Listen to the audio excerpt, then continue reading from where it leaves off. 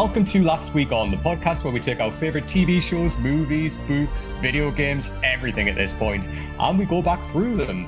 My name is Adam Strawn, and joining me on this journey through The Last of Us, as always, is the one and only Mr. Joey Dean. How are you doing, Joey? Hello, doing great. How are you, Adam? Yeah, I'm really good, thank you. We were like chatting prior to this, and everything was just a bit of a whirlwind with technology issues and everything like that. But it's what happens when you podcast, right? You have good days, you have bad days. But yeah, keeping well. Still loving The Last of Us, and this episode in particular for me is one that stands out from the season so far. Like, there's so much in this in terms of like themes and metaphor, a lot of payoffs in this episode, but also just like that ending. I mean, wow. What's your kind of overall thoughts going in, Joey? I thought that this episode was one of the strongest. Totally agree. And the fact that it was the first experience we have with a episode arc. Each episode was its own thing leading up until episodes 4 and 5. So to see this 2 hour in length story unfold and culminate in the way that it did, I thought it was really dynamic. I like how this episode began a little differently from the rest with excessive violence, something we do experience in the game. And I like that it ended on the typical, somber The Last of Us note, but it explored a lot of the archetypes that are within The Last of Us, the character development, the world building, the danger and fear, survival, the good guys versus the bad guys. What does that even mean? I thought it definitely captured the essence of The Last of Us, so I very much enjoyed it. Yeah, I agree. Like, there's so much this feels like it sits so well within the video game and it lifts so much out. And you can tell like the sections in this episode, which literally were in the video game, it's literally like gameplay like that in places. But as well, it really does lean in more into these themes that we discussed in the last episode and like in previous episodes as well, but really kind of opens them up a lot more. We have more of that exploration of what it means to be a hero again, which is really interesting what we're talking about in the last episode, and I'll kind of signal post them as we go through the specific moments that lean into that. But as well, like this kind of essence of, again, a little bit of like about innocence as well, like what it means to like lose your innocence and what you become, but also linked to that is humanity and what happens when you lose your humanity and how you see other people as a loss of humanity, which I think is really interesting. And that kind of brings us into the opening where, as you said, this is 10 days before where we are now. Everything's in wreck and ruin, as you said. We've got lots of violence. This is the revolution, right? So we're in Kansas City. The people have then taken back Kansas City, like the QZ from Fedra. And then, we see mobs in the street, they're chanting freedom, they're chanting like, fuck you, Fedra. We see like executions where they're literally like, they're beating Fedra members on the street, they're beating collaborators, they're hanging people, they're setting things on fire. And it's really interesting, like when we look into this in terms of revolution, where it is that sense of, if people are treated a certain way for so long and there's an uprising, then it can happen where they jump back and do the same to you. And it's almost like, they're no longer human. You see these people dragging these people through the streets and beating them and like, doing these horrific things to them. And that is almost like a loss of humanity. And it's interesting because, we see people infected by the cordyceps virus. They're losing their humanity by being infected by something else. And yet the infection here is human in that, it's like a rage that they're infected by. And we see that as well in the Kathleen character, where she's lost a lot of her humanity as well, because she's so kind of pent up with rage and wants revenge, right? So I think this opening really does reflect that. Absolutely. So last episode, we talked about a bit of what you were just saying, and that some of the themes explored were heroism, the death of innocence. And I feel like this opening introduces two major themes that are explored throughout this 2 episode arc, but are, I think, planting seeds for the conclusion of this season, as well as future seasons. And those themes I would note are good versus bad. Yeah. What defines a good person versus a bad person? What actions define a good person versus a bad person? And also how that plays with the concept of revenge and a revenge mission and how when we lose someone who is or feels like family, how we ourselves can teeter on that line between good and bad. Mm, And so there's this reputation of the Kansas City Fedra that is painted in that they are bad, they rape, they pillage, they murder, and it's definitely dystopian. But we are introduced in episode 5 to what it looks like when Fedra isn't present, and it looks the same. They're mm, doing the same thing, they're torturing. Of course, there's revenge paired with it. Of course, there's retribution. But I wrote down, is this liberation? Because now mm, we have the character of Kathleen, who is supposed to be the representation of the revolution. And she's supposed to embody good. But when we first meet her, she's placating a role. She's becoming that which she destroyed or wanted to overtake. So again, we're challenged as viewers throughout this type of world, throughout these two episodes, but specifically right now, with the idea of what defines good behavior versus bad behavior, what defines moral versus immoral, and it goes back to that idea of making choices. We make yeah. choices, sometimes they're simply choices, and we have to just move forward to survive. And I think this opening really pulls focus to those ideas. Yeah, absolutely. And to build a little bit on what you said there, like the situation that you were in at the time of making those choices. So, like, Kathleen, in a lot of ways, like Joel, is still wrapped up in trauma. Like Joel lost his daughter, Kathleen lost her brother, and that's her reflection on this world right now, where she just sees revenge as the only option. And that's that's all she wants. And we see that kind of, literally where if you overlook other kind of problems in the society that we're in right now, something will burst up and come to the surface, which is literally the metaphor that we get later on. Absolutely. So it's interesting that there's a parallel there with Joel in a way that there's a shared trauma, but there's a difference in the way that Joel is kind of overcoming that by having this other figure come into his life. But we see the polar opposite of that, where Kathleen doesn't have that. She's just so kind of enveloped in this rage and like that want of revenge for her brother that it's a completely different kind of choice and direction that she's gone on from Joel, which is really interesting. It's like a nice way to parallel looking at trauma, but just how it can affect somebody and the direction they take as a result of something that's happened to them, which I think is really interesting. But yeah, then we get our first introduction to Henry and Sam. So obviously they're hiding. They kind of see this happening outside. Henry says to Sam, like kind of moves in like through sign language, says like, look at me, focus on me. Very similar to Joel as well, kind of protecting his daughter, like in the kind of very first episode when he's running with Sarah, and he says, look, just look at me, keep your eyes on me, don't look at anything else. And again, it's like that's parental figure, right? Where, looking after a younger person, we kind of see that all the way through these little kind of mirroring moments of that. But I just have to say, like Henry and Sam, casting wise, brilliant. Like brilliant. And the choice as well, different from the video game to have Sam as a deaf character, which obviously he wasn't deaf in the video game. What's your thoughts on the casting and that choice, Joey? I really enjoyed it. I Mm, thought that when you're playing a video game, your interaction with everything, your relationship with story is different. mm, And so you run the risk of, even in video games, sometimes the actions themselves can feel monotonous. When mm, adapting that to the screen, I imagine the creators would not want to create that monotony. And I do feel like throughout this entire series, every character we meet is a snapshot into Joel's dynamic with someone. Bill and mm, Frank reflected, mirrored Tess and Joel. And we see here that Kathleen and her brother Michael, as well as Henry and Sam, and these familial relationships also mirror both Joel and that which he's lost with Sarah, and also that which he protects with Ellie.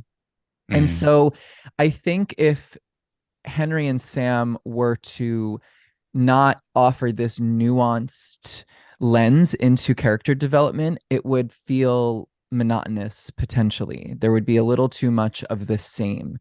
I mm, think silence in post apocalyptic worlds is fascinating. So that itself is really gripping for me. And also the exploration of a whole third dimension Mhm. and having to embody characterization in a different way than dialogue can. I think it challenges both the viewer to perceive and the actor to capture in a different way than we've seen before. And I think any opportunity to look through a different scope into this world is an opportunity I'm willing to take because I want to learn more. Yeah, absolutely. I think it just works. As you say, like it presents another level of potential danger as well for Sam. You know, like he's kind of, as you said, exploring this post-apocalyptic world without that necessary like sense of sound, right? Obviously, of course, he'll feel vibrations and be able to see it, everything like that, of course. But it's another level of which, you know, Henry has to look out for his brother for. And, you know, kind of ties nicely into, say, episode 2 as well, where sound was so important, where the sound needed to basically go in order to be safe. And yet in this episode, we kind of feel like when that sound's gone, it's an extra level of potential danger as well. It's like really interesting that we play back into sound like this all the time. But because of that as well, they have this extra level of communication with each other, which is incredible. You know, like if they were in a situation with clickers, they can communicate with each other straight away through sign language and kind of navigate that situation slightly better compared to the way that Joel, Ellie, and Tess were in that situation, literally mouthing, and a breath is what gave it away. So I love that they didn't bring any acknowledgement to it. It was just there immediately. And it differs from, as you said, differs from the video game that wasn't there. But I liked it. It was a different, fresh dynamic. And again, it was just endearing, just showed really the close relationship between these two brothers. And I really love that it brought that relationship together as well. I'm pretty fascinated always by real life stories in the apocalypse because like one Mm, thing I always think about is what happens when someone's glasses break, right. right? Like what happens when somebody can't see? Like where do they go? Like so do they just all, die off? Is that how this works? And so to see a real life situation, because that is something to consider. Yeah. How would somebody who's deaf be able to navigate this world? Because that is the human condition. There are deaf people. This is Earth. And so I think it's interesting and it challenges the viewer to think outside the scope of what traditionally is kind of a perfect scenario, if you will, in the apocalypse. And this is more of a realistic scenario. Yeah, absolutely. Yeah, that's totally right. It is bringing that extra level of realism to this, you know, and the fact that we've got Joel who can't hear properly out of one ear, you know, and like all of these little like things that kind of build up and make it more real. And it is answering those questions. What would you do if you have prescription glasses and they break? How do you see? How do you navigate around that? Do you go to, do you go to Vision Express or something like that and try and find My glasses where biggest there's fear. can you imagine like My clickers running biggest around in fear. there? Like honestly, these are the things that need to be addressed. I love that we're doing it. Yeah, so then from there we then go to Kathleen, right? So then she has these traitors, the collaborators, and they're all locked up. And she's basically still asking for Henry. So, right. So we're still back at this. This is her drive. She wants to know where Henry is. You know, and the way that she questions them, it's like they're so insignificant to her. They're below, like they're just, dirt on her boot. And almost like it's almost in a way that a mother's talking to a child, like when she's like, "Did it feel good betraying your neighbors to Fedra? Like, did it make you feel better and safe? Well, how's that feel now?" And just it's berating them, it's belittling them, and all of this again is just it's for the sake of finding out where Henry is. That's her focus. And then again, when she stands up and like none of them say anything, she's like, I guess they don't know anything, kill them. Like she's ruthless, and like that humanity with it, she doesn't see them as human anymore. And like because she has this revenge set so much on Henry, who she's built up to be a monster in her mind, not even a person, is a monster, that these collaborators are basically the same. They're no longer human. And then it's just so interesting that we get that. And, this nicely juxtaposes a later scene that we get with Kathleen as well when she's in the bedroom, when we finally see that one kind of humanity side of Kathleen. But it's so interesting, she says the line, Kansas City is free. And that goes back to your question, Joey. Like, is this a liberation? Like how is the sense of freedom within that space? It's really interesting, especially when it's almost kind of led in the way that, as you said, Federer was leading it, but now led by the revolutionists. And how much freedom is there? It's just a really interesting scene, this. It's almost begging the question of what exactly did you not like about Fedra, because you are immediately jumping into the exact same actions. I really like the writing and the dialogue in this part. I find it to be a bit satirical, and I think if Mm, we look at Kathleen's lines throughout this episode, they are very important and they're very foreshadowy. And particularly later on, she has something that I want to bring up, and it's, I think, very important. And the first time watching, I was like, oh, didn't pick up on that when I got through it the second time. But here she says, I'm not Fedra. No one has to die. You're all guilty, so that's how that'll go. mm, She is being totalitarian. She yeah. is creating dystopia. She's exclusively focused on revenge, and she is not interested in making the world a better place. And what is that? Is that good? Is that bad? Is she right? Is she wrong? Did she save people? Is she creating more problems? She does have this motherly way of speaking, and it does remind me of later in the episode when they're in that underground classroom bunker, and how it's almost like she's speaking to a classroom of children. Mm, And there's that pulls me back to this ebb and flow of innocence and childhood and adulthood, and what do all these things mean in the apocalypse. And I think that her way of speaking there that you brought up was very intentional to plant mm. that seed again and again. Yeah, absolutely. And it's interesting as well as this scene goes on, she's questioned by Perry. Well, obviously one of them spills, the details about Henry and says, look, this is where this is as much as I know. And then she's questioned by her kind of lead mercenary, as it were, Perry. And then he's like, oh, we're going to put them on, for trial. And she's like, not really. There's not really going to be a trial. Like when you're done, just burn the bodies. It's faster. And that line just sinks with you. If you don't know who Kathleen is up until that point, by that line alone, you now know who she is, what her MO is, how much she doesn't give a shit about these people. It's all about Henry. And that humanity in her is really, really gone. And again, we saw that kind of, we saw bits of that in that previous episode when she's talking to the doctor, like puts the gun to his head and he's humanizing the situation. He's saying, I delivered you. Like, I remember you as a baby. I held you in my arms. There's no effect to her. It's really interesting that this kind of builds up with these moments and these lines of dialogue that we get from her, which are so deadly, but yet such great character development for her, for someone that we get for 2 episodes. It's really well done. Yeah, then we go back to Henry and Sam. So they're kind of moving out, they're kind of moving through buildings. They obviously bump into the doctor who we saw from the last episode, and then they go up into the hiding place. Now, they're going through the remaining supplies. They're saying like, right, this is how much we've got. This is how much time we'll be able to spend in this hiding place with the supplies that we've got. We get the first mention of the tunnels, which is interesting. So like him and the doctor kind of mention about going through the tunnels to escape and the potential danger that's there as well. So that's the very first kind of mention that we get of that, which is explored obviously more later on in the episode. I like this, that Henry reassures Sam that they're safe. He says, we're safe here. And obviously brings up that question of where is safe? We get so many of these pockets of little moments of like, it's one of the overall themes, where we see these different spaces and we have to ask ourselves, are they safe there? And if so, how long for? Especially when, we get the scene with Kathleen in her old bedroom. We get the scene when they're in the tunnels in that little kind of looks like a children's play area for some time. They're safe temporarily. Even walking in this street right at the very end, there's nobody there for now. They're safe on a temporary basis. I thought that was really interesting, especially when, Henry then gives the crayons to Sam and says, look, decorate the place.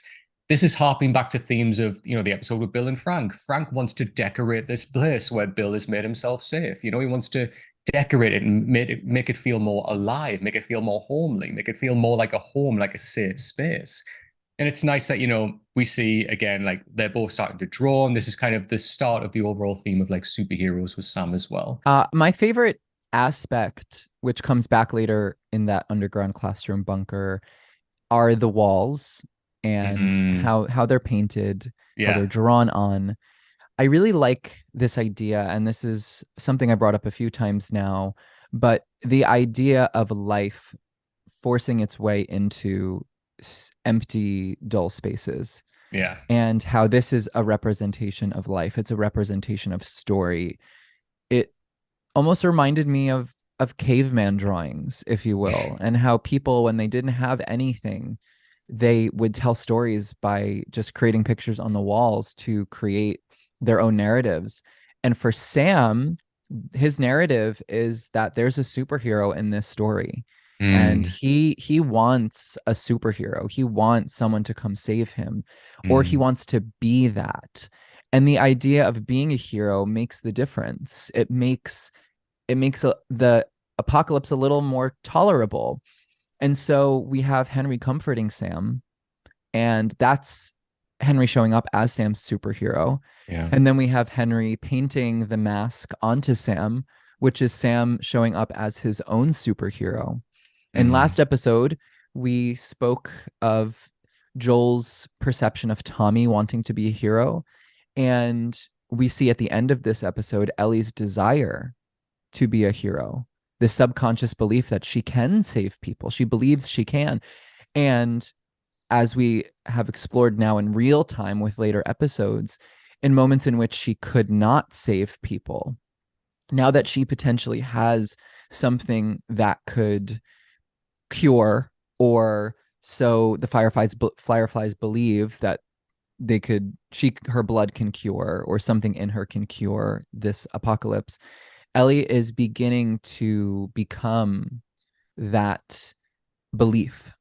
mm. And I think there is this hero tale.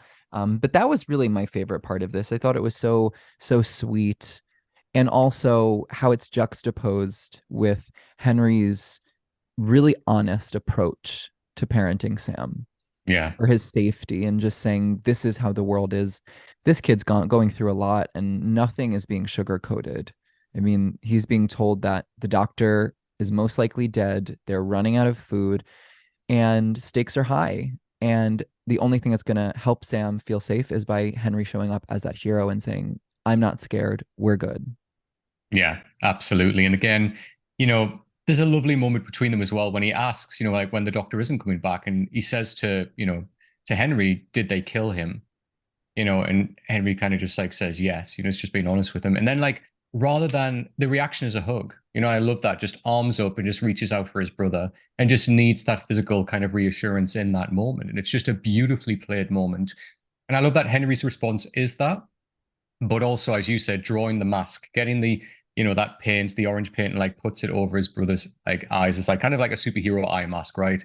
And I love that. Again, it's a sense of innocence as well, but also it's like he's there to mask the dangers of the world, from Sam. And he's literally painting a mask on him as well. It's given him that superhero kind of fantasy in a way, like we can be heroes, we can get through this. I will help you through this world. And I just love the metaphor of that. And, we'll get to this moment as well later on when they go downstairs and, well, let's do it now. They go downstairs and they have to move on. They're out of his supplies. Obviously, Sam's really hungry. Probably Henry is as well.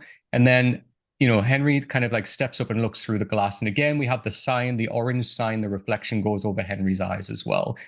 I text you about that straight away, Joey, because I missed that the first time I watched it. And I thought that was beautifully done. The cinematography there, he is the hero as well Mm-hmm. without wearing the mask. I just thought that was brilliantly done, so subtle. But again, this is a show that lends itself to details, and you watch out for these little details because everything is purposeful. Everything has a meaning like that. And that shot was beautifully done. Yeah, I think that the position of Henry as a hero also challenges our perception of good and bad, Mm, because Henry explores and confesses later on that he did a bad thing, but he did a bad thing for the betterment of Sam. And so mm, is it a bad thing? And yeah. this episode, if we choose to lean into it, really challenges us to ask, one, what would we do in the apocalypse? And two, what defines that moral code? What makes someone good or bad? And I think it's pretty innate we perceive Henry as good, but Henry is battling himself, and he Mm, doesn't perceive himself as good because of that action. And so we then are thinking that as well, is, did Henry do the right thing by giving up Michael, who is painted as this really great person? I mean, he is kind of also a hero mm, in this world. And Kathleen steps in as the antagonist, but she definitely creates rebellion, but she is more of an antagonistic character. But Michael wasn't. And Henry isn't, theoretically. But then there's the challenge of Kathleen achieving more than Michael. And so, can a hero even exist in this world? Mm, Can somebody pure and good survive? Can their actions actually take us the long haul? And Henry, as being positioned as a hero in that imagery, mm. especially to Sam, we wonder, can his moral code make it? Yeah, absolutely. You took the words out of my mouth at points there, Joey, where like last episode I kind of brought up, like posing ourselves with these questions, what would you do in this situation? And that's so important because, we are in a different world now where we have to look at a different moral code. The moral code of the old world isn't applicable for this world now. Things are so different that the decisions that you make and the situation you're in as a result of that are completely different. And it is asking that question all the time. What is the good decision? What is the heroic thing to do? And we get moments of that we recognize throughout this. But again, it's always those tough questions. And the effect that it has on the characters and where they've come from to make those decisions are the really interesting parts of this show. And I just find that fascinating. It's really, really an interesting thing, a really interesting theme throughout the entire show. We get that in the very end of the game as well. Is that the right decision? And it's a really fascinating question that I'm sure we'll come back to all the way throughout the remaining episodes, right? Obviously, Henry sees Joel and Ellie kind of crash through the laundromat and, sees them, the big shootout there. So we kind of see like what we saw in the last episode, but from Henry's perspective. And then we get, them crawl up, they find where they were sleeping that night. Obviously, they're avoiding the glass on the floor. Interesting that, we get a scene where Henry hands Sam a gun and is showing him how to hold this gun. Again, kind of similar themes to when Joel was showing Ellie how to hold a gun. That was a loaded gun. This is not a loaded gun. So again, it's like almost like that, the parental figure teaching a child how to use a gun. So like a nice kind of reference point within the two episodes there. And then we kind of cut back to where we were up to at the end of the last episode when Ellie's shouting Joel to wake up. Then Ellie's got Henry behind her with a gun, and then Sam's obviously standing over Joel. And I love this, just the clumsiness of it when he's like, I don't know what the next step is. He's just being honest straight away. He's like, I've never done this before. And like, when Joel's talking, he's like, he has a weird tone. And like Ellie's like, no, he always sounds like that, like type thing. And he just doesn't adjust his tone at all. And he's like, can I trust you? And straight away, like, he's so open to that trust because he hasn't had anyone to trust for a long time. He had the doctor, but the doctor's been gone for so long now. He doesn't know what that situation is. And that's really the only person. And the fact that he's seen somebody like being kind of counteractive to what's happening with the people within that city, that's his first question. Can I trust you? Can we kind of talk to one another here? Is everything okay? Because realistically, I need to know that right now. And then again, we get that where they introduce themselves, they're in a similar position, they're sharing food. Like Ellie, like kind of notices that Sam's a kid, and straight away she's got a connection there with another child that she hasn't seen in so long. And it was just an interesting dynamic there straight away, this sense of trust that we haven't seen in a long time in the show. Clumsy is a really good word. I think it was very clumsy. And I think that is indicative of Henry's moral compass. Mm, And as a mirror to Joel, but also a bit of a contrast to Joel. Joel, as we'll talk a little bit more about in a few episodes, but has been explored so far, is a character who is between good and bad. And we're mm, figuring out how we see Joel, but his instincts are the right ones. The way that he shells up, he gets very serious. He is ready to make a move at any second. yeah. And Henry, contrarily, the one with the quote unquote correct moral compass, is he's gonna, if this wasn't Joel and Ellie, he'd have gotten himself killed Oh, because yeah. he admits, I don't know what I'm doing. He immediately puts his gun down. We're gonna have to trust him. And this comes back later on when they finally get out of the city and he's talking to Sam and they're like, why can't we use our flashlights? And then they run out when the guy is shooting at them. There's Yes. all of this naivety that's paired with Henry's actions that come from someone with that innate goodness. And Joel, who doesn't have that same type of goodness, he's more willing to do bad things. There's definitely a contrast in their behavior, and I like that they planted that here. Yeah, absolutely. And as well, like, he's a lot younger than Joel. Like, you know, he was obviously, I don't know, he's like a teenager, right? So potentially like a product of the world as well. Like that naivety is there. And he clearly hasn't been through the same shit in what Joel's been through. Joel knows danger, like can literally sense danger before it happens. Whereas his kind of mission is just to get out of the city any way means possible. And as soon as he's out of there, you see that kind of, that dynamic in him shift. Oh, we're out there, we're free, everything's great now. As you said, flashlights, let's go, let's talk loudly because we're fine. You know, and Joel's kind of experience from that always comes first. We are not fine. We are never fine. We have to keep going. You know, it's an interesting dynamic there. But yeah, they have the conversation. You know, he says like they're talking in this like kind of boardroom. So he says, "Look, we're not veteran," and he says, "No, like worse, I'm a collaborator." Joel straight away says, "I don't help rats," which is really interesting. That you know, Kathleen mentions that later on as well. Like when she refers to them as rats again, dehumanizing these people, rats that live underground, that's where they belong. You know, it's just that interesting language that's associated there. But then Joel knows that term. You know, he knows collaborators straight away. He doesn't need that explanation because he's had dealings. He's seen this before. Really, really interesting. And then, you know, Henry opens up about his predicament. He says, like, we're not violent. I just want the best for Sam. And then I love when he looks over, you know, and Ellie and Sam are just sitting there, like kind of playing together and just laughing. He says, you know, that's something I haven't heard in such a long time. You know, and that's like, again, it's that innocence has been lost. That's what he's referring to, that I haven't seen innocence like that in such a long, long time. And it was just a beautiful moment that both Henry, but also Joel just look over and see it for a second. And that kind of comes back, like kind of is littered through little moments in this episode as well. Obviously, when they're underground as well later on. And it was just a beautiful moment when they kind of just look and think, you know, wow, that's something that we haven't had to appreciate for such a long time. We obviously get the introduction to Kathleen when he kind of talks about her. So, like, he introduces Joel to Kathleen in a sense. This is from the video game, right? Like, drawing out the map says, like, look, this is where we are. We need to go from here. We'll go through the tunnels here. We'll pop up here, through the residential section, over the bridge, and then we're out. Everything's fine. And again, this backwards and forwards of where, like, Joel's like, well, this all sounds fantastic, but why do you need me? And he's like, oh, well, you know, there's no infected in the city. Have you noticed that? They've all been pushed underground. And he's like, but somebody from Fedra told me they're no longer there. And Joel's like, so what, you need me to be a bodyguard, basically. And it's a nice backwards and forwards, but, you know, eventually they agree. And it's interesting because that theme I kind of spoke about last time, Joel believes in people. He doesn't believe in causes. And I think Joel has that innate ability to look at people and know whether to trust them or not.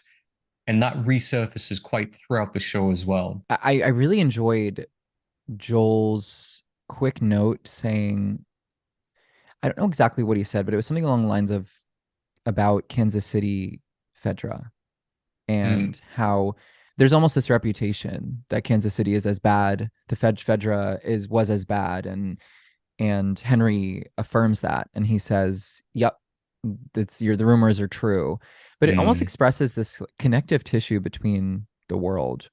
In the beginning, we talked about Atlanta QZ, even though we're in Boston, and now they're getting information of Kansas City QZ. So they know bits about the world.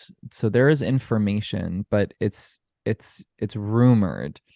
Also, this is the first time, I believe it's the first time that the term clicker is used in the show. And Yeah. Henry says you two ran into a clicker and survived. And it's obviously something that we speak about in the game often, so we know what they're called. But for those who aren't familiar and they're simply watching this as a television show, this is their first relationship with that term, which I thought was really interesting. Yeah, there's something also about this tunnels situation. I zoned out for like a second because I was really trying to pinpoint. And I know the Bill and Frank episode, there was this emphasis on the underground. And now I said last time there, the last episode, I felt like there was some contrast between attics and underground and some contrast. And I'm kind of feeling this tunnel imagery as not just an agent in the game that will get you to go underground and experience darkness. It's more immersive when you're playing the game. You have to use your flashlight. It makes it scarier when you're playing the game to go underground. But in a television context, there's the opportunity for that still. But everyone thinks these tunnels are filled with infected, but they're not. But then we learn later on that there actually is infected underground. And so it's this almost metaphor connection to Kathleen and her role and how all of these people think everything's been excavated, everything's out in the open, they're in the clear, they're safe, they're protected, when in reality Kathleen's the one that's going to get everyone into trouble. But at least at this moment we get the information that it's a potential escape route for Henry, Sam, Joel, and Ellie. And they travel to the entrance of the tunnels in a glass building. My favorite part here is that Joel is out of breath when he Yeah. when he runs. The direction of Joel is really spot on. They're really classifying Joel as an older person, and there's just Yeah.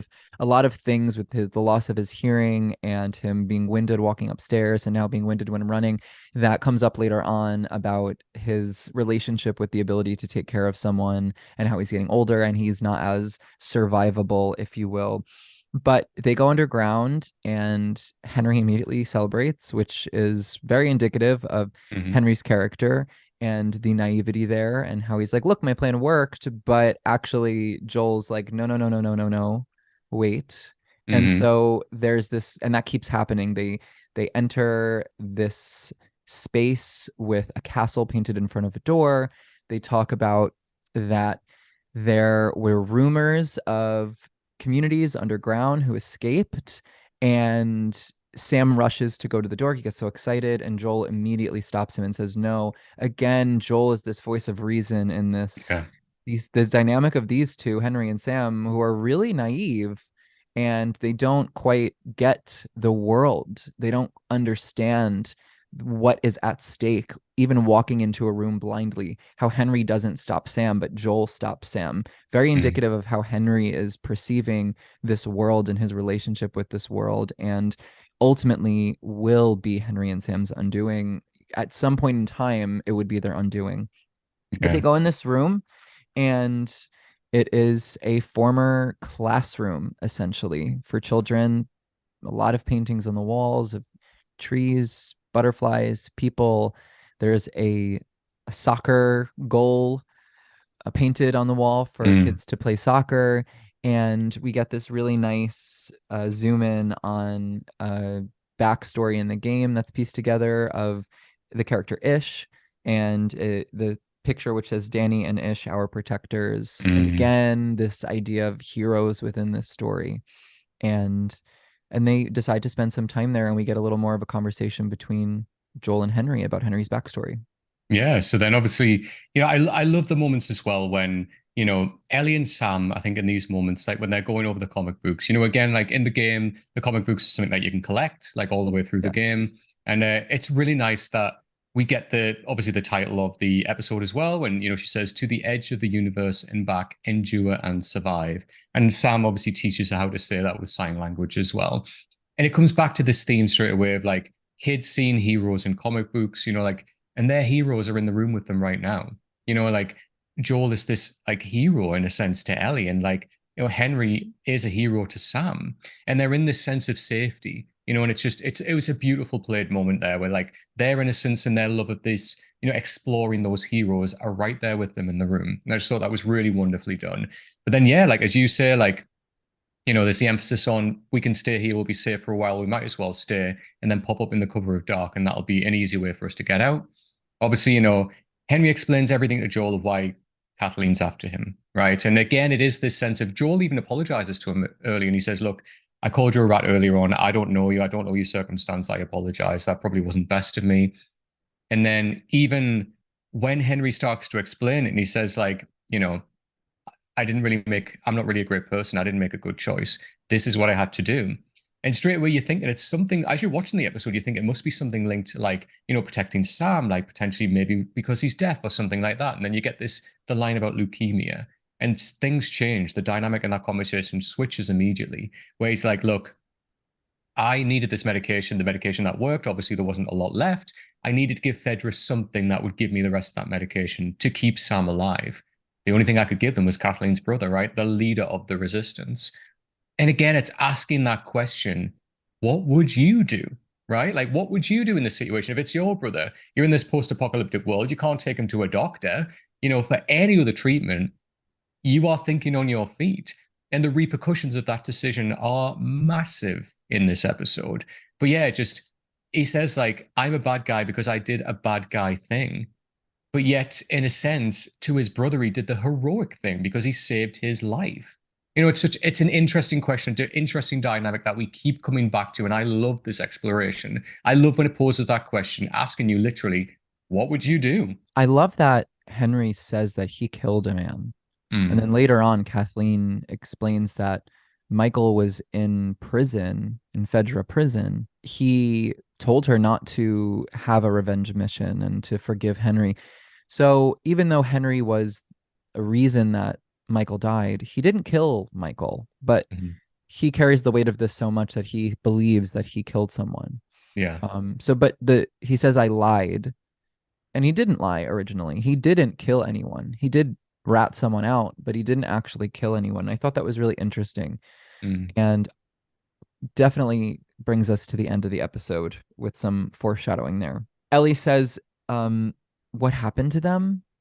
The children and the people down in the bunker. And Joel says maybe they didn't follow the rules and they all got infected, which mm, obviously is funny, but also brings us to the end of the episode. There's a few rules that Joel gave Ellie, and he essentially says bad things will happen if you don't follow these rules. One of those rules is to show anyone your scar. And Ellie breaks that rule at the end of that episode, end of this episode, and we'll talk a little bit about what happens after that. And yeah, one thing that we haven't explored too much, but we've talked about briefly, is Ellie's fascination with fantasy, but also her fascination with space. And I bring this up because there's probably going to be a really lovely moment in a future season that space is going to be important. And I just really like how the comic book is Savage Starlight. Aside from Mortal Kombat being a game and fun, there most of the references have been very outer spacey that Ellie has liked. And even when earlier episodes when she talks about the airplane and how Joel got to go out in the sky, Ellie really is fascinated with this. And I like that the name of the episode is obviously this through line that's in the game, this motif, endure and survive, but is quoted from the space fantasy sci-fi comic book that she's obsessed with. mm. And I love that moment. I know exactly what you're talking about in the second video game. Is just, one of those moments again where, for those that haven't played, there is no combat in that whole section. It is just a story beat between Joel and Ellie, and it's just fantastic. It's really incredible. And it does pay off a lot of things that are set up in this first season and in the first game as well. It's beautifully done. Yeah, nice catch there, Joey. Actually, that's fantastic. And then, yeah, we kind of, from here, we then go to Kathleen in her old bedroom. Now, this scene is really important for that Kathleen character, but also for the overarching kind of message within this episode and the series, to be fair. She's in there, she's in her old bedroom, the bedroom that she shared with Michael. There's bunk beds in there. Like there's pictures of like old posters that they had on the wall as kids that are now torn away, and just, we have the brick walls that are just behind them there. But also, this is like, as kids, we grew up with our bedrooms. Those were our protection, right? Those were our like areas of solid state where we could go away from the worries of the world. That's where we would go. That was your safety from the world. And she talks about this when she tells the story of when there was like, this big thunderstorm outside. And Michael said, look, like, as long as we're in here in our perfect box, we are safe. And again, it's exploring that sense of safe where, these spaces that were once a sanctuary for us, that were safety, are no longer that. That world has gone. These were areas that we were safe for such a long time. We'd go to, we'd like kind of release ourselves to the world, come back here and feel safe. And that's kind of gone. And that's a nice reflection of no matter how much you put over the walls of like posters of things that you love, your personality, when you take those down, it's still those walls that are behind that. It's just that reference of the real world is still out there that you're going to go out into. And the Mm. way she talks about Michael as well is beautiful here. When she says, he was beautiful, I'm not. He would be horrified at the things that I've done because her humanity is gone. That beauty of that humanity and that human spirit that obviously Michael had in rounding the people together, leading the people through like, liberation in quotation marks. She even says Michael would he asked me to forgive Henry, but I can't because where is the justice? And that's such an interesting character beat for her, how different she is from her brother, who in his last dying moments was still hanging on to that glimpse of humanity and saying, look, we're people, forgive him. He made a decision to help his brother. but she can't. That humanity in her has gone. She just wants revenge. There is a bit of innocence attached to that moral code and Mm, moral compass. And I think the exploration of innocence in these two episodes and how innocence can't necessarily survive in this world. And that is a bit of these safe centers, these boxes that made us feel protected and safe. That imagery really communicates that underground bunker that the classroom is in. It's a box that is protecting these children from scary things on the outside, loud thunder and scary monsters, if you will. And I think this is even more connected in a literal sense when one of the close-ups we see is a photo of someone playing soccer, which mm, is exactly what Ellie and Sam are doing in that underground classroom and what the children who were safe and protected in there were able to do for enjoyment and fun, but they didn't survive. That that world didn't survive because innocence cannot thrive. And Kathleen's brother Michael might have been innocent. And maybe that challenges us to think whether or not Henry is bad. But regardless, Michael's actions could not take them to sovereignty. They couldn't find a way out with that innocence because innocence cannot survive in this world. So although Kathleen, like Joel, is doing bad things, also like Henry, how he did a bad thing for Sam, that's how they survive. That's how they get things done. mm, I also think there's something to be said about Kathleen pulling the curtain back and showing the innocence within her that's still deep down, mm, and how we're all just children in these boxes, if you will, in these structures. And I feel like it's a communication of every character in this story that they've kind of walled up these inner children within themselves and these mm, outer shells that keep them protected. And how we've seen Joel throughout this let that shell down a little bit, crack open a little bit, and how that's actually getting him in trouble in some regard. But there are just these little bits of ourselves of the old world and of innocence and of childhood that we want to keep deep down. And Kathleen wants to keep that. And the fact that doesn't have that anymore, and Michael is driving her revenge mission. a lot of the characters in this whole series have those walls around them. You know, as you said with Joel, like came straight to mind for me as well, where the scene when Ellie and him are laughing about the puns, you know, like in the last episode as well.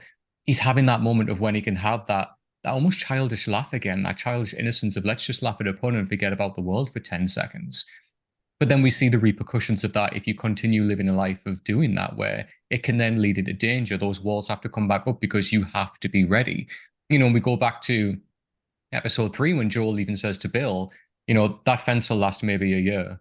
You have to be ready because people will keep coming. It's all about restoring those physical and kind of emotional barriers to prepare yourself because something is going to come that will knock you down. Again, then we then cut back to Henry, Sam, Joel, and Ellie. They've made it out of the tunnels now. They've popped up. They're in the residential areas, Henry said. And it's what you said, Joey, straight away, that he's like kind of gloating a little bit. He's like, look, my plan was good. It worked. Like, if we put flashlights on, no, let's up. Joel's like, no, absolutely not. Kind of Joel straight away is like, we're not in the clear yet.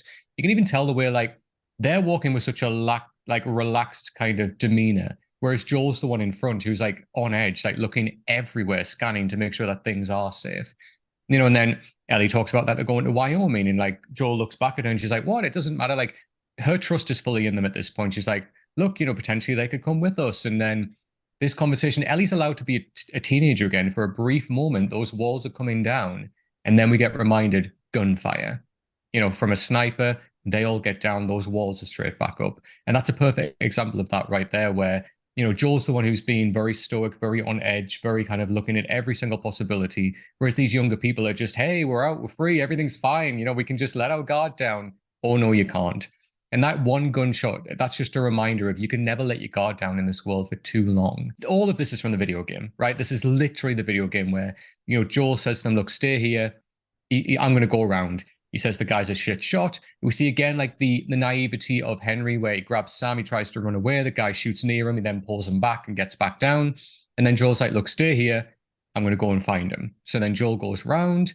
He goes up, he finds the old man in the tower. Again, interestingly, the man himself is in a box within this tower. He's boxed on the control of Kathleen. That's his kind of mission. That's his livelihood. That's the box that he sat himself in, which is a really interesting metaphor again.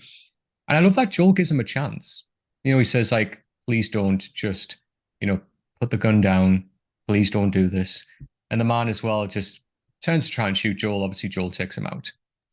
And, that's when we get the introduction of, and then this is when the tension of the episode goes from like where it was to 100 million.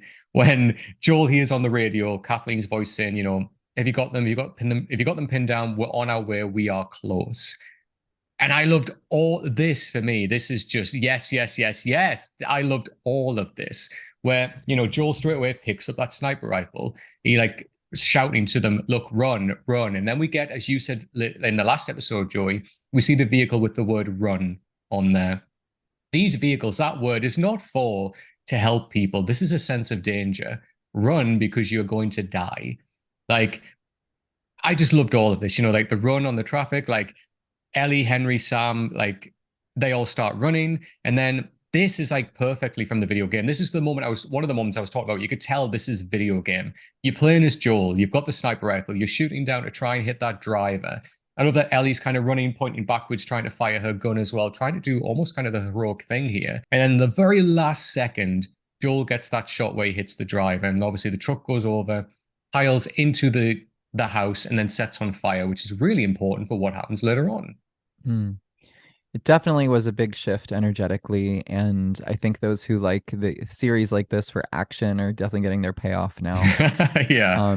I do think that people have a misperception with a lot of post-apocalyptic literature, whether that be in a book or on screen or in a video game. There's a lot of slow burn downtime, and especially in a show in which we are exploring deeply character development, which we don't get to do in the game as much, especially with characters like Kathleen, who would simply be the leader of the rebellion. She would be a character who'd be shouting orders in the distance. We would maybe get some interaction, but we would not see what cogs are turning in her mind like we can now. But yeah, people get a little uppity when there isn't enough action. And here they're getting their payoff because it goes from truly 0 to 100, and the stakes are high. We don't know what's going to happen. Henry, Sam, and Ellie are behind a car. Sam jumps out, and Kathleen has the gun pointed right at him, and we're just wondering, who's going to make it out of this situation. Right. And like, I love all of the conversation here as well. A little bit of foreshadowing from Kathleen when she says, "Did you ever stop to think that maybe he was supposed to die?" Well, kids die, Henry. It's foreshadowing there straight away with obviously the fate of Sam at the end of the episode, but also that innocence dies. That's also what she's saying there. Do you think that the world revolves around you? And that's an interesting line because right now, the world revolves around Kathleen. That Kansas City revolves around her and what she wants. And it's interesting that she's putting that onus on Henry. And I thought that was really, really interesting that kind of, she's so enveloped in that, pinning everything on Henry that she doesn't realize that herself is that's a narrative what she's living. I thought that was really interesting. That particular bit was what I was speaking about earlier, and although it is foreshadowing Sam, it is foreshadowing something that we're not going to see just yet. And I think this has a much greater impact of the, without giving so much away. I just think this is greater. Maybe he was supposed to die. Kids die all the time. Do you think that the world revolves around him, that he's worth everything? I don't think that's about Sam. It obviously does indicate what ends up happening. It is a bit of foreshadowing in that regard, but I think it's a larger theme of what happens, as she says, when you fuck with fate. And for those listening who don't know what any of that means, return to this episode at the when all is said and done here, and we'll have another conversation. And this really came forward for me when she said this, and correlating my instinct correlating this to something that we haven't witnessed yet. but also the idea of revenge Hmm.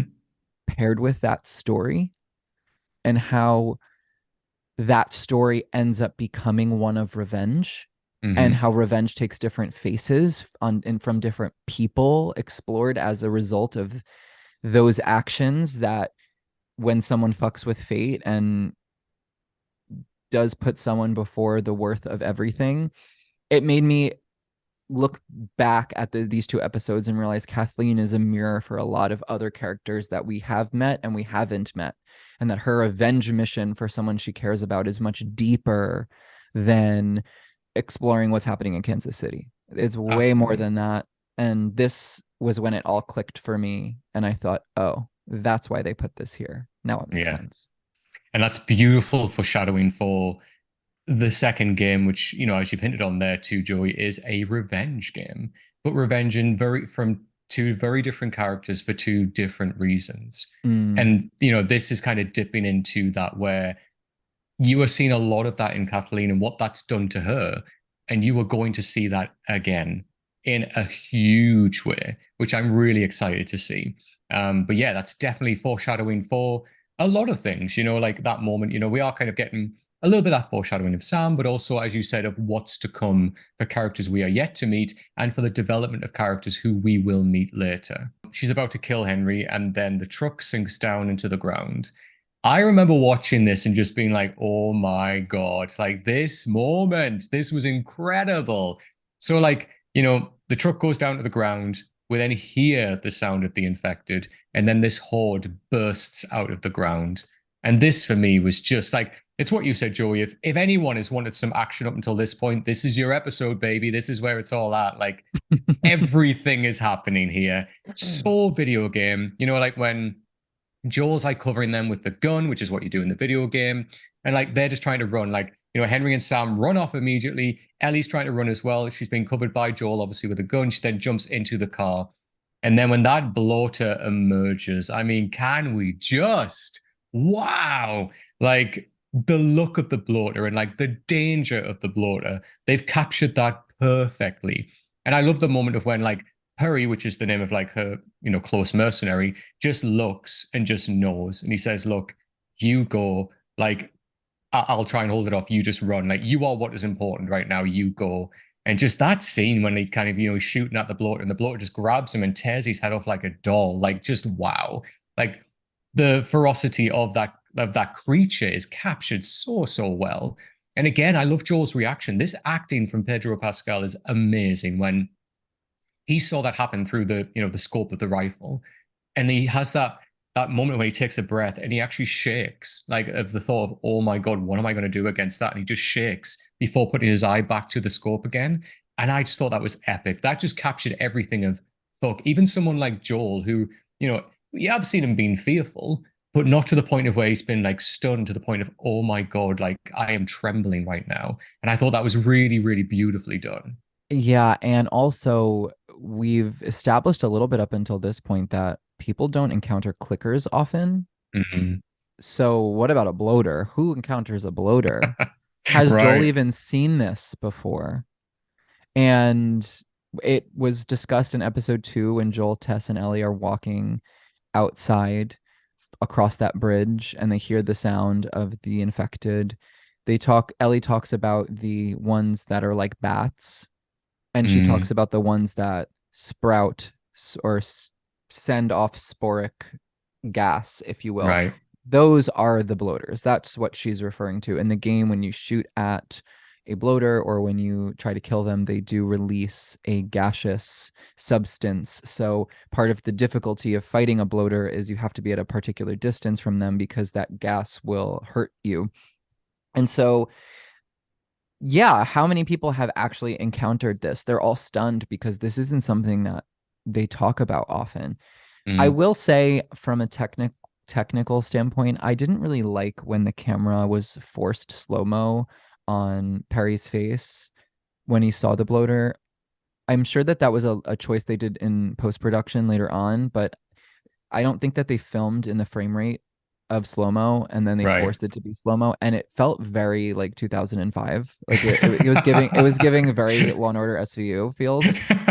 And I was just like, I don't know. It like, even though I know why they did it and it did emphasize the bloater impact to an audience that might not know what a bloater is, it Right. was just, it kind of removed me from the cinematic quality of the show for a second, and it kind of Hmm. broke the fourth wall, and I was like, oh, I'm watching a TV show just for like a second, because it just felt, I don't know, it didn't feel smooth. But I do understand why they did it. And can we talk Mm. about Miss Bendy Bitch, the little girl who's Miss. just Miss Bendy Bitch, the girl who's flipping and twirling inside of that car? Um, First of all, so cool that they were able to find a contortionist who could do that, a young contortionist, but Hmm. also how interesting that they kind of sealed the story of innocence with actually seeing a young person, a child infected. I mean, maybe this child was in that bunker. And maybe that's the backstory, that classroom that's underneath, and how this innocence is what's chasing the main character, and also is what gets Kathleen. But Mm. it's that history, it's that backstory, it's that childhood, it's that which we cannot escape, that which is buried inside of us, that ends up being what kills Kathleen. I thought that was very smart. But I also just thought it was like such a serve that this little Yeah. girl is a little pretzel, and but so terrifying.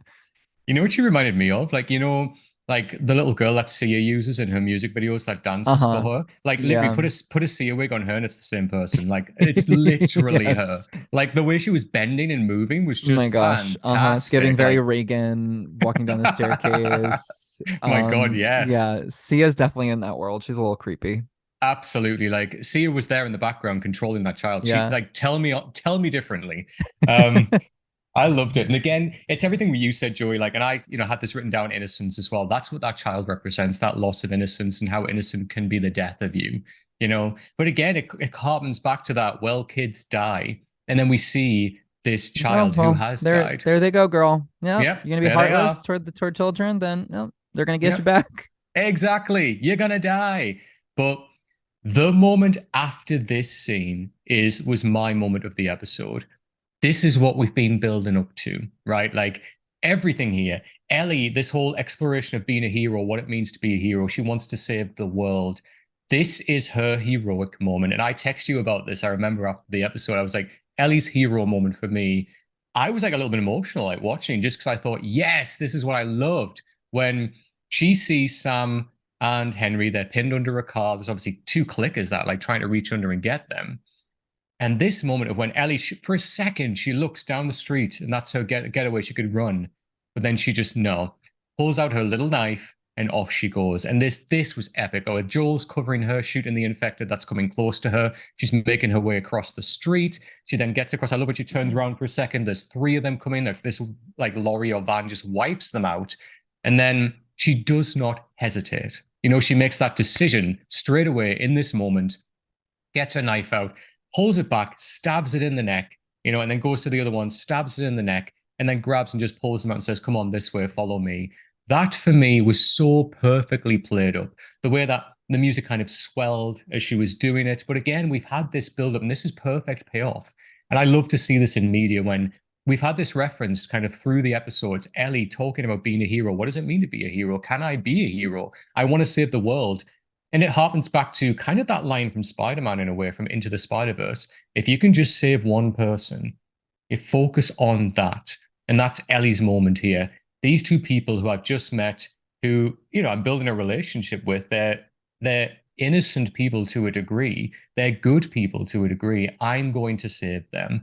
I loved it. Like the second time I watched it, I was whooping, I was cheering. I was like, this is the moment. I loved it.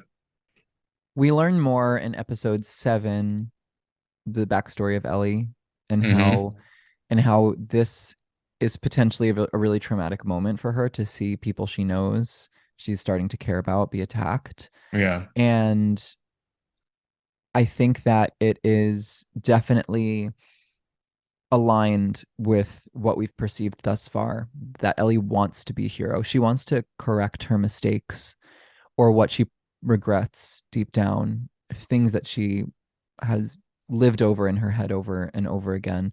And she gets to step up and be that for two people that she's developing a fondness for. We also see her and Joel working together Yeah. for the first time in a different capacity, which is interesting and is something that we explore more in the game and will unfold a little bit more throughout the season as a lot of time is assumed, but Joel and Ellie become more of a team, of a unit. Mm. And there's also this innocence conversation again, because Ellie thinks she saves them. And it's this yippee celebration, but there's one thing we're learning, it's you can't celebrate too soon. And Ellie thinks she saves, but in reality, it ends up kind of being the opposite by the time the episode ends. Yeah. Because Yeah. she could have maybe saved one of them, but her actions sealed the deal on both. Mm. Yeah, that's something that I was going to bring up as well, where it's like a peak this where Ellie has, had her heroic moment, she saved them, she pulls them out. But there's also the breakdown of the idea of being a hero for Ellie, where her opinion and probably feelings on that change by the end of this episode. Her demeanor completely changes when obviously we're getting to it. But the very end, that's a different Ellie from what we had in this moment, where it's almost like the destruction of what's happened and like, was it even worth it? Like afterwards, is this the result of what I've tried to do? And like that idea of being that hero, everything will be fantastic, you're a hero, you've saved the day, is completely deconstructed for Ellie by the end of this episode. And I think it's fantastic how we have this build, we have this peak, and that almost crumbles down as well. And it's beautifully played. But again, it's that reminder, you can have these moments, but don't ever rely on that and think that that is your safe place. And that is now the status quo, because that will change like that. And that's exactly what we get. And yeah, I mean, obviously, as you said, Joey, we then get Kathleen chases after them. We then get little Sia, Dancy Girl, who then jumps on Kathleen, starts to like literally beat her up, and then starts to take a bite out of her. Again, foreshadowing, well, kids die. You're going to die by a kid. Beaten, starts to munch on her. We then see all of the infected then run off into Kansas City. We know that that city is now fucked. Like, there is no way. All of the mercenaries that they had kind of protecting that city were all there, basically. That city's gone. That city now belongs to the infected. It's their home now. And I just love that moment of when you see them all running off there just straight away into the city. So then, yeah, we then go to the motel, Joey, and what happens next? Well, they think they find refuge. Yeah. Joel and Henry discuss working together, moving forward together. So Yeah. we as an audience think, oh, how lovely. Mm-hmm. They're going to join them. Joel says they're going to walk to Wyoming on foot. And then we segue to the bedroom, and Ellie and Sam are reading the comic book that they are bonding over, and they're kind of having their last hurrah of innocence together, Right. which is sweet and sad. Then they start communicating with Sam's board that he writes on. They start discussing the concept of fear. Are you ever afraid? Ellie says, I'm afraid all the time, which is a really nice pull back the curtain of Ellie and what she's experiencing, because she does come off really tough. Yeah. And she does come off strong and much like a hero in some regards, especially for someone her age. But we learn Sam has been bitten, and she tries to save him. She thinks her blood is the cure. She cuts herself open. She rubs her blood on the bite. I don't know if she thought that's how it would work, or if she was just trying to make him feel safe, but I do believe she thought that's how it would work, because she didn't say anything. I wouldn't know how to navigate that situation at that age, but maybe the outcome could have been different if she did say something. No matter how hard it would have been, Henry might not have had the guttural reaction that he did. And obviously they wake up the next morning. Sam attacks her, and then you can take the rest because it's a little Yeah, it is. I mean, so yeah, I mean, before we get to that point as well, I just want to address like when Sam writes down on the pad, if you turn into a monster, is it still you inside? Now, that line in particular, let's go into it. Of course, he's referring to, the monsters that he's seen, the infected, like, do we lose ourselves? Like, are we completely gone once we're infected? But that line is all the way through this show. Like, is Kathleen, has she lost herself because she's now a monster? Like, has Joel lost himself? He's done some bad things. He could be, in some regards, classed as a monster. He's done some shit things. Like Henry did a potentially, to some people, really horrific thing. Is he a monster? And what level of humanity do we still have inside of ourselves when we do these bad things? We see Kathleen, like, the reaction to her is that, her humanity in many ways is gone. We do, of course, have that innocence that still resides in her to a degree. And we get that lovely scene in the bedroom, which explores that.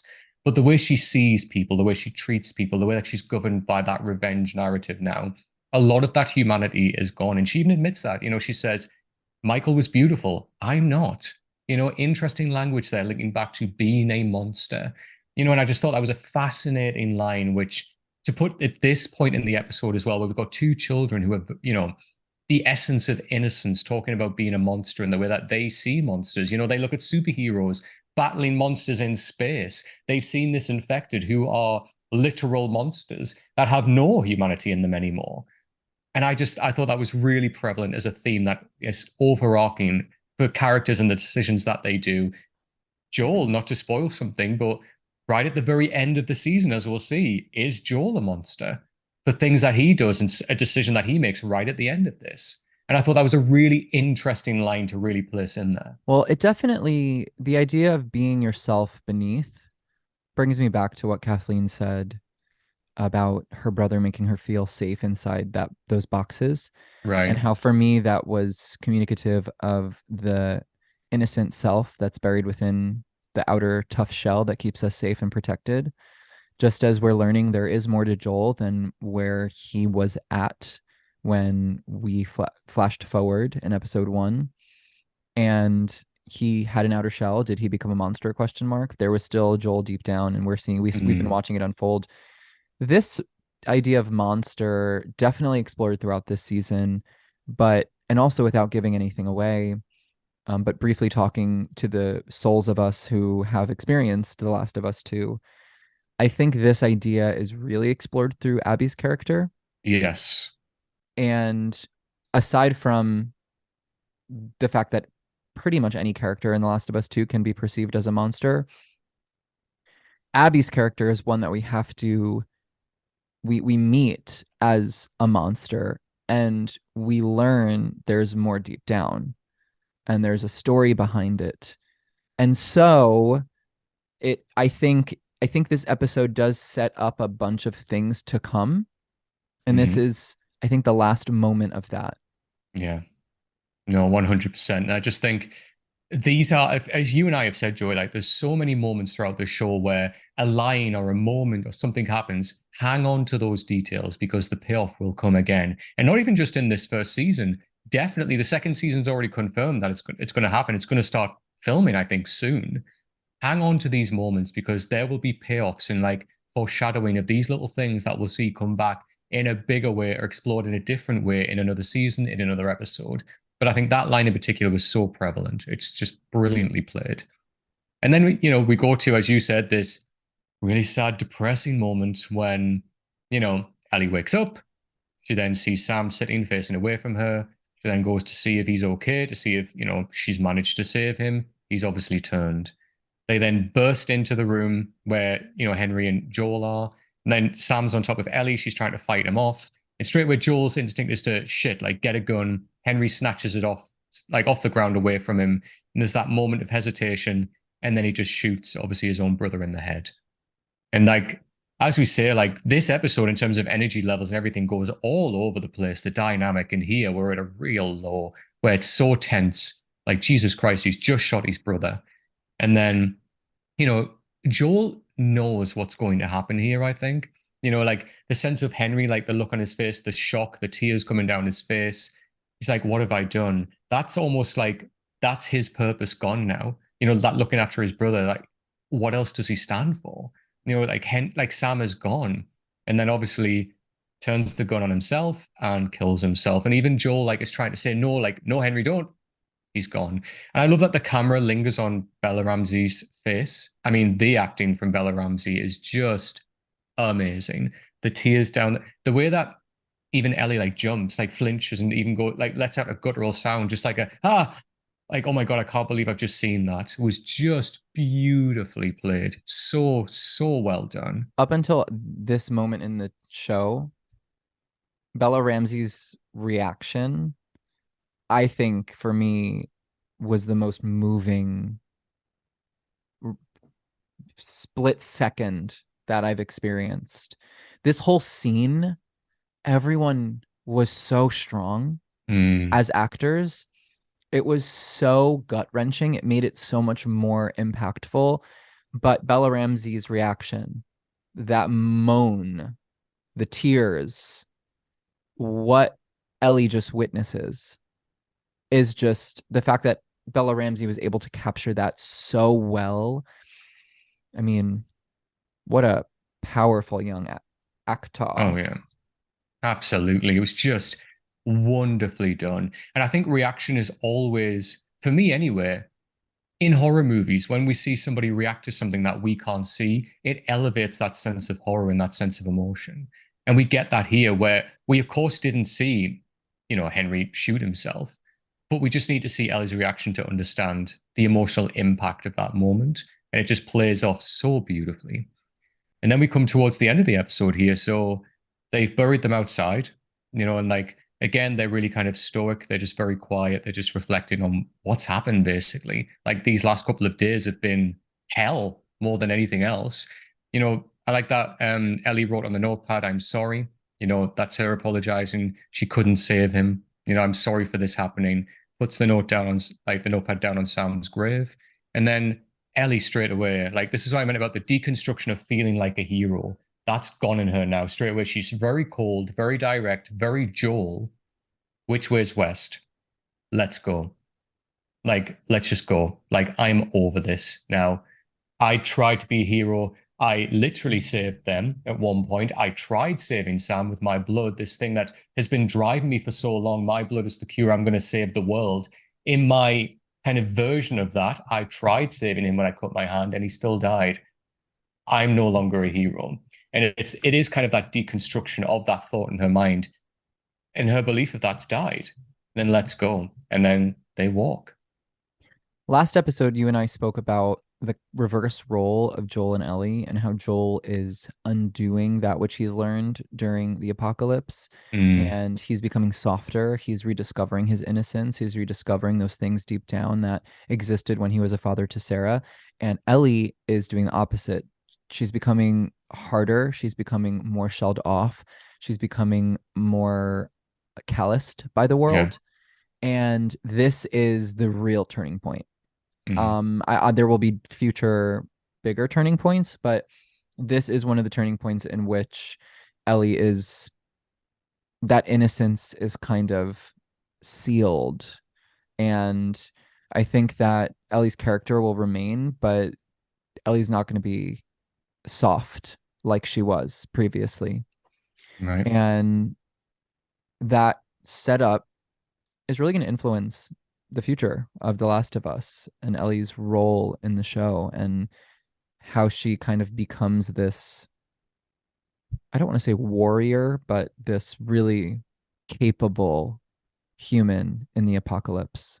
Absolutely. And again, like we start to see that softer side of Ellie disappear. Like even in the next episode when they go into the encampment and the way that Ellie's talking to like, Tommy's partner. And she's just very to the point, very kind of cutthroat as well. And this kind of softer, more I'll give you a chance side of Ellie is starting to go. And we see that in moments. And that's really interesting. And it is just the starts of this character arc that we see, even going into the second game, that we see a very different Ellie, a much more kind of battle hardened like Ellie. And these are the little moments of that start with that. But yeah, like I just want to know, like Joey, overall, that's us covering episode 5, Endure and Survive of The Last of Us. And what are your overall thoughts and then your grade out of 10 for this episode?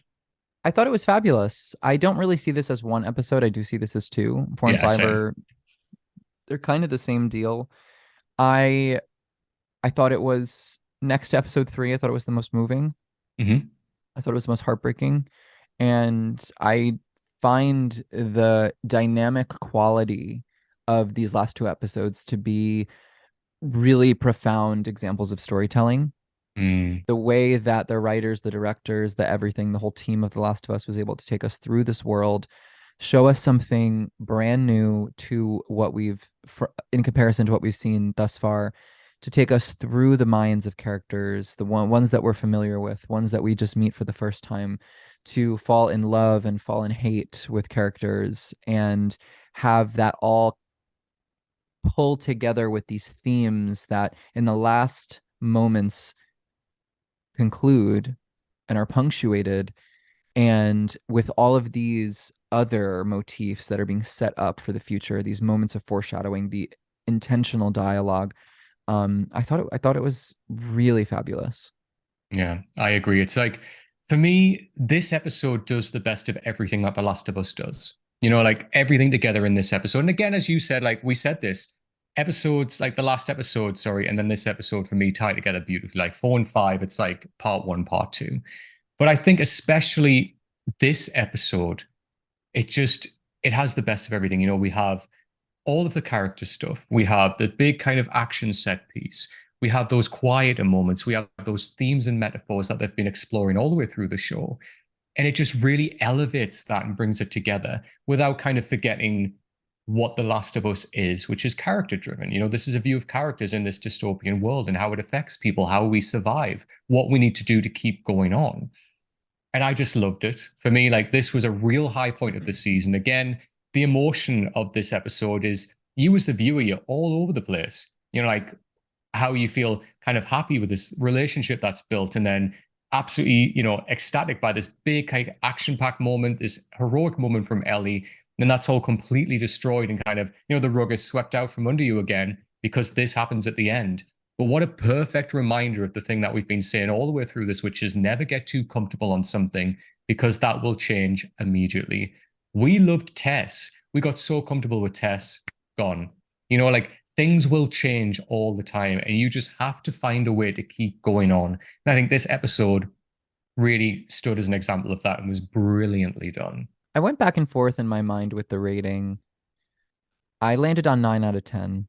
Mm-hmm. And the reason being that extra point that I gave episode 3 was because of its impact on me, and that I couldn't stop thinking about it, that Mm-hmm. I really felt like it captured something brilliant and moving.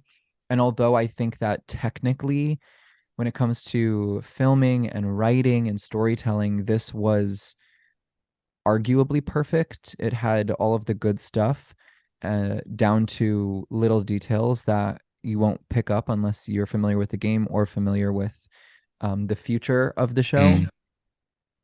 But I didn't walk away from it feeling the same thing I felt on episode 3. And for that, I'm going to say 9 out of 10, but I mean, it was outstanding. Yeah, I literally, Joe, we've been in sync. Like I had 9 out of 10 literally written on my pad as well. I think, very similar to you. Like what I'm going to say here is pretty much what you've just said. It's like episode 3, I felt like I could linger in that for so much longer. I could have had more time within that episode. Like if that bled over into 2 episodes, I would have been there for it.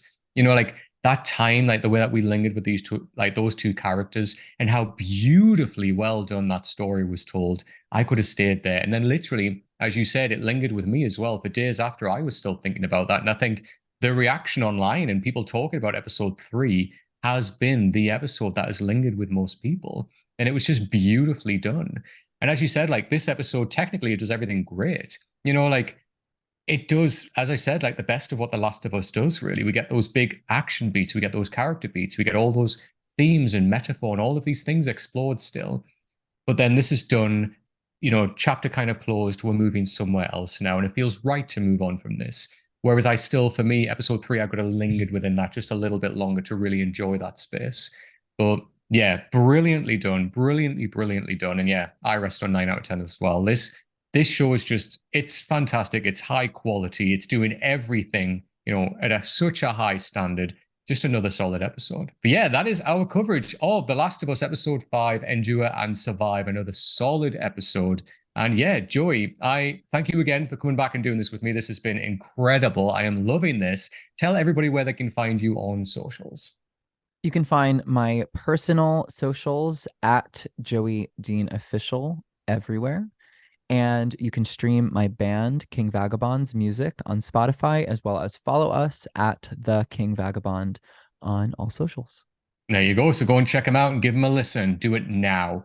If you are listening to this, remember all of the podcast episodes are available on YouTube. So if you do want to watch them on there, they are on my YouTube channel. But again, if you are watching this and just want to listen, we are available on all podcast platforms. Just go and check us out. Type in Last Week on Podcast. You'll find us on there.